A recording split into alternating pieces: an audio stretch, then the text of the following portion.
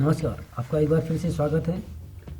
जिस sink hole में बकरी गिरी थी तो उसी का एपिसोड 2 का आपसे प्रॉमिस किया था। आज मौका मिला है हमें जाने का और काफ़ी इंटरेस्टिंग होने वाले ये वीडियो आगे देखिए, क्योंकि हम इसमें कवर करेंगे क्यों सिंक होल बनते हैं, कैसे गुफाएं बनती हैं और किस तरह से गुफाओं के अंदर कई तरह की आकृतियाँ बनती हैं। तो चलिए देर नहीं करते, गुफा के अंदर घुसते हैं।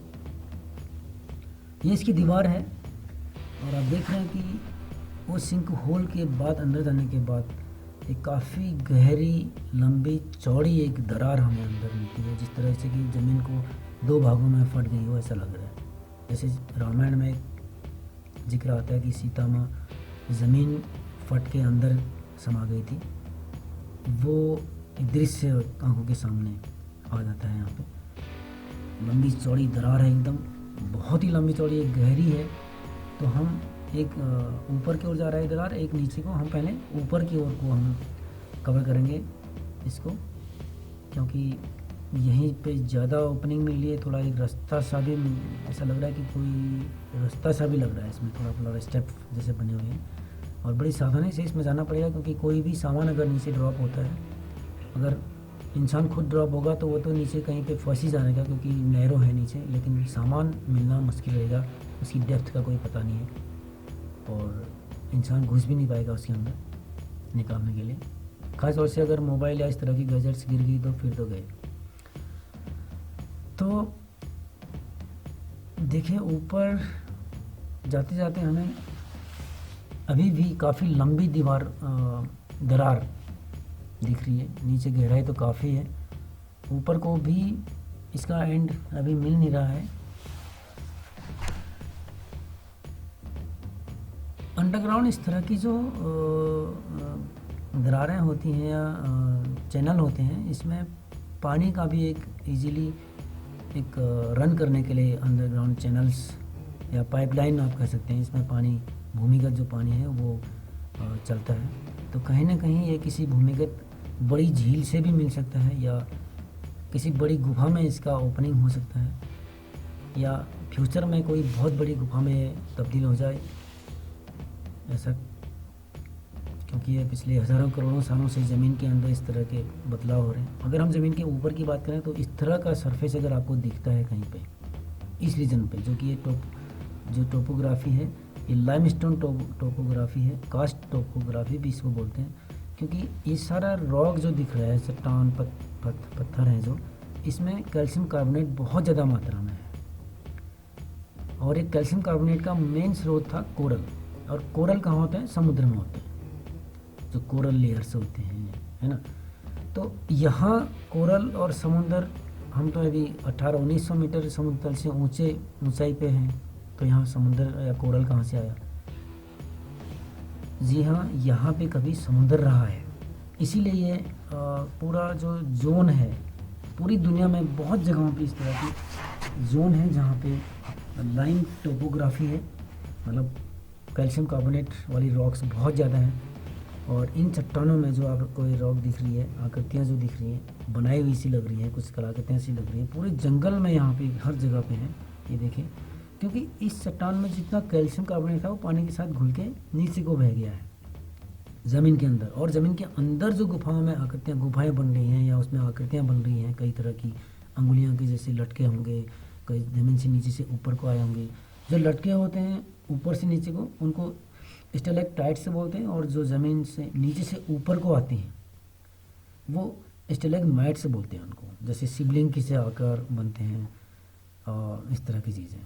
और लेकिन अब देखिए ये पत्थर पूरा तरासे रह गए हैं, कुछ बह गया है इसमें से, और कुछ इसमें से बारिश के पानी के साथ बह गया। तो उसका प्रोसेस क्या है? अगर हम साइंटिफिक रीजन पे जाएं तो बारिश में H2O है, H2O पानी है, और वो वायुमंडल में जो कार्बन है उसे हट क्रिया करके एक वीक कार्बनिक एसिड बनाता है, जो कि पानी के साथ घुल करके नीचे आता है इन चट्टानों में, और इन चट्टानों में मौजूद कैल्शियम कार्बोनेट को घोल के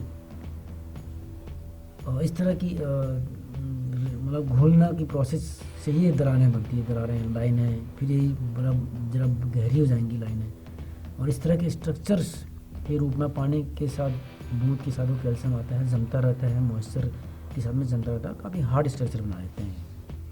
अभी देखें यहाँ पे वाटरफॉल सा दिख रहा है, तो इसलिए इसको फॉल बोलते हैं, इसे फॉल बोलते हैं।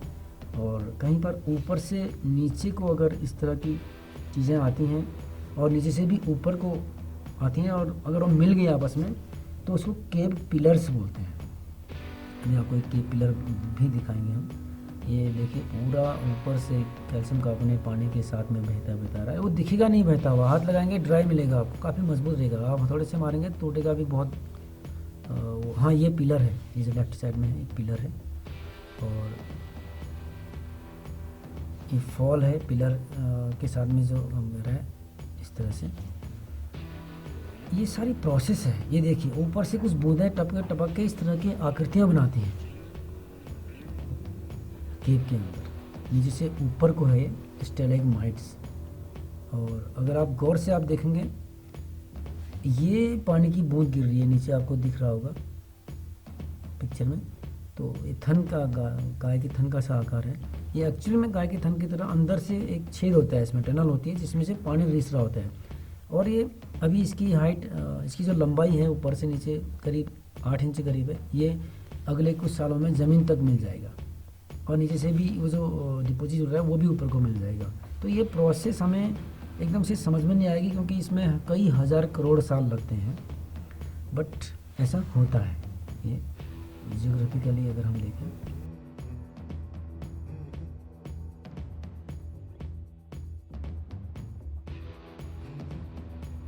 जो एग्जिट होगा ज़मीन के ऊपर, जो सरफेस पे कैल्शियम कार्बोनेट वाली रॉक्स हैं उसका सारा कैल्शियम कार्बोनेट पानी के साथ घुल करके नीचे अंडर घुस गया ज़मीन में। और ज़मीन के अंदर भी वही रॉक है, उसका भी घुल के अब घुल रहा है तो बाहर तो आना है ना उसको पानी के साथ में। तो इस तरह की आकृतियाँ बनेंगी जो कि आपको दिख रही है यहाँ पे, है ना। शेषनाग की तरह की आकृति बना दिया, या फिर कुछ ऐसा लगेगा कि जैसे बहुत सारा मलबा ऐसे बाहर को उड़ेल दिया गया है।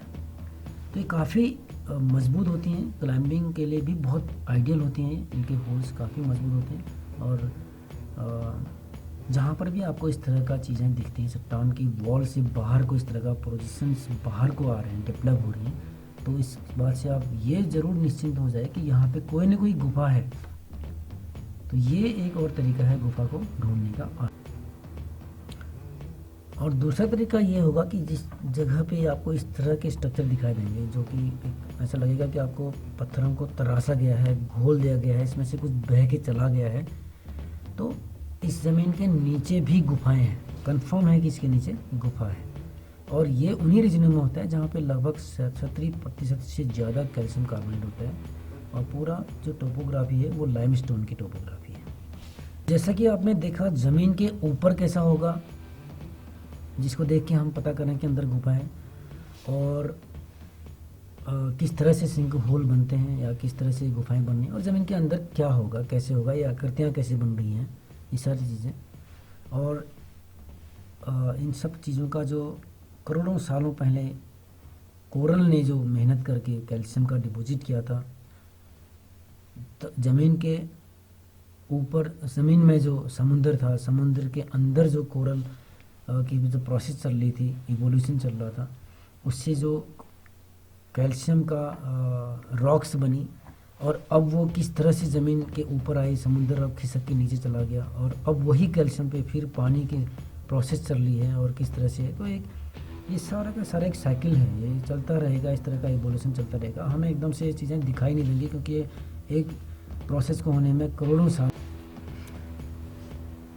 ये जितने भी अंडरग्राउंड आकृतियाँ दिख रही हैं आपको, ये कोई नहीं कह सकता कि एक छोटा सा सिंक होल जिसमें बकरी गिरी थी उसके अंदर इतनी बड़ी दरार हो सकती है।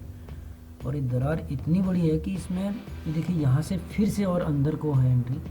अब यहाँ से जाना थोड़ा रिस्की लग रहा है क्योंकि ये जो पत्थर है थोड़ा ऐसा भी लग रहा है कि कहीं गिर ना जाए, इसलिए हम यहाँ से आगे नहीं बढ़ेंगे। बट इसके अंदर भी काफ़ी और जगह हो सकती है, जैसे कि एक बड़ी झील या कोई बड़ी गुफा, कुछ भी हो सकता है। या फिर कुछ सालों के बाद ये पत्थर अपने आप खिसक जाएगा तो रास्ता भी बन सकता है कुछ समय के बाद में। लेकिन बहुत इंटरेस्टिंग है, इसके अंदर काफ़ी अच्छा है, सीखने के लिए बहुत कुछ है इसके अंदर।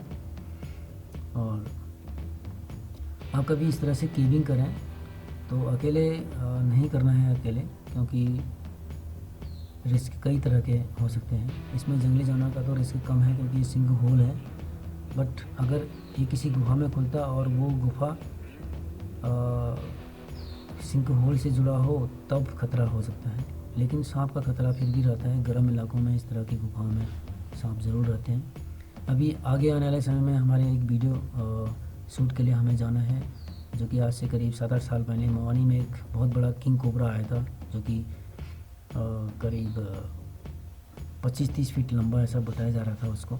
वो एक ऐसे ही तरह के सिंक होल में घुसा है।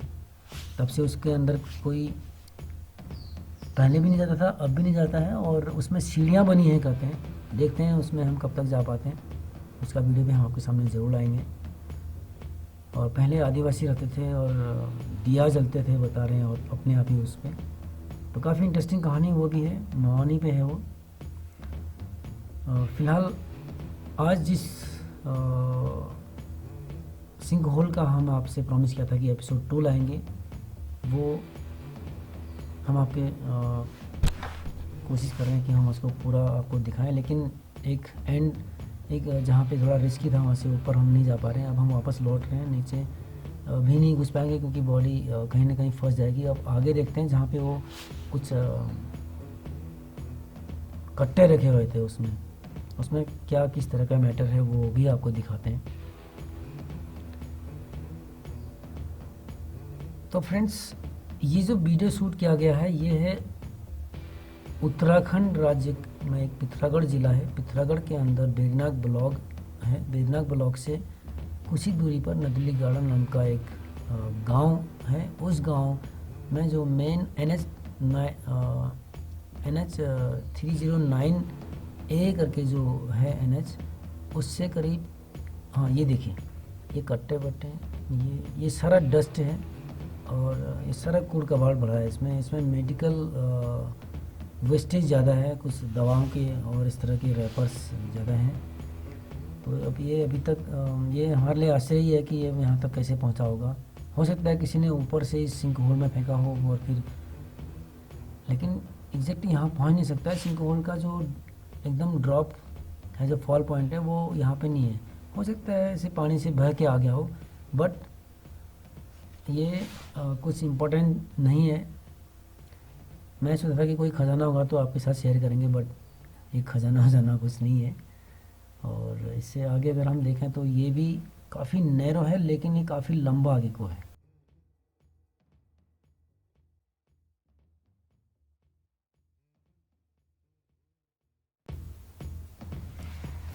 तो फ्रेंड्स, यहाँ से आगे जाना भी बहुत टिपिकल है और अगले कुछ सालों में शायद वो खुल जाएगा, इधर और बड़ी हो जाएगी ये सिंक होल। और अब जाते हैं ऊपर को। अब लाइट प्रॉपर हम नहीं कर पा रहे हैं क्योंकि अकेले होने से लाइट और कैमरा दोनों को टारगेट करना, फोकस करना बहुत टफ रहता है। इस एपिसोड में हम बहुत मेहनत करी, कुछ शौक भी लगी हमको कि आपको कुछ दिखाएं।